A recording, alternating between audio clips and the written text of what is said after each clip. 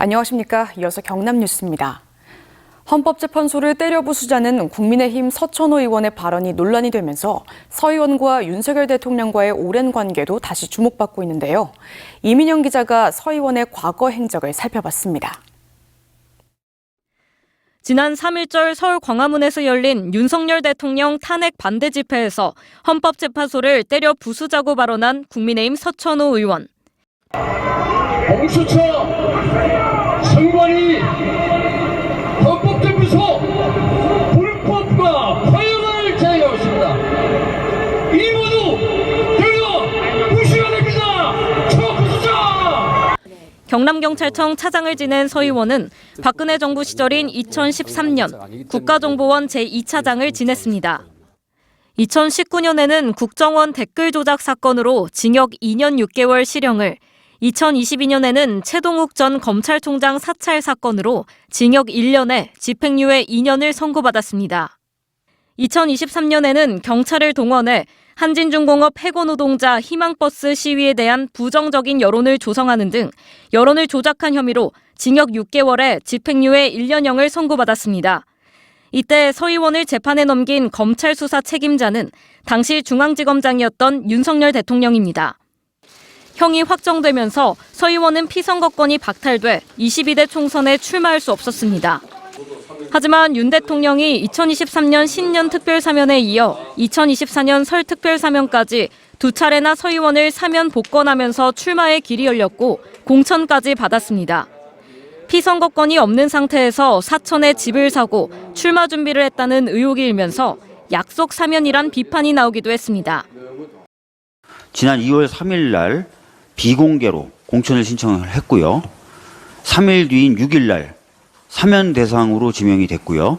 그 다음 날인 2월 7일 사면됐고 출마를 공식 선언했고 3주 만에 후보가 되었습니다.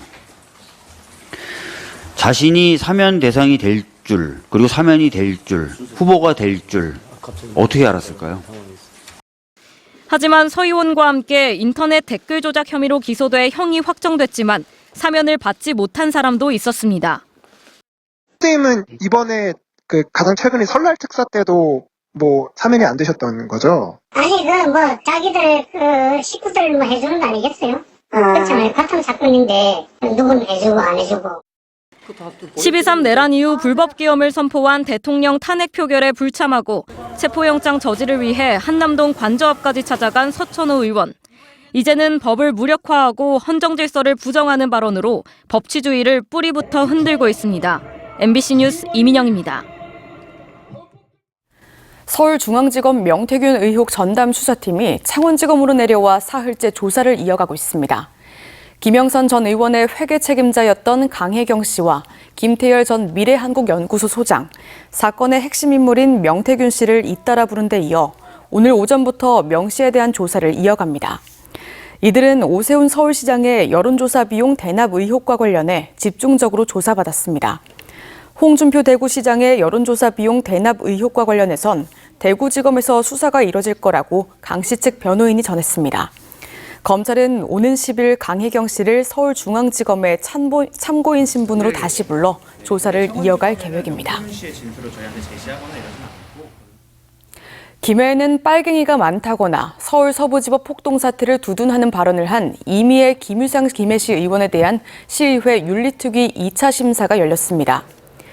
비공개로 진행된 어제 심사에서 이미애 김유상 시의원은 지난 1월 19일 윤 대통령 탄핵 반대 창원 집회 당시 해당 발언에 대해 해명했고 징계 여부 등을 놓고 여야 위원들 사이에 의견이 갈리면서 뚜렷한 결론 없이 오는 17일 3차 심사회의를 열기로 했습니다.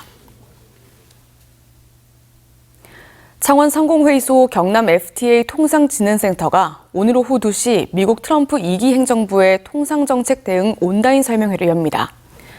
센터는 트럼프 2기 행정부 출범 이후 전방위적인 관세 조치로 통상 환경이 급변해 이 설명회를 마련했다며 정재환 관세사가 글로벌 보호 무역주의 확산과 무역전쟁, 트럼프 1기와 바이든 정부의 통상정책, 트럼프 2기 통상정책과 대응 방안 등을 안내합니다. 동남통계청이 발표한 1월 경남 산업활동 동향에 따르면 경남의 광공업 생산지수는 109.9로 1년 전보다 10%나 감소해 2020년 10월 이후 가장 큰 감소폭을 보였습니다. 분야별로 보면 금속 가공과 섬유 제품은 1년 전보다 20% 이상 생산이 늘었지만 기타 운송 장비는 마이너스 18.3%, 자동차는 마이너스 12% 등을 보였습니다.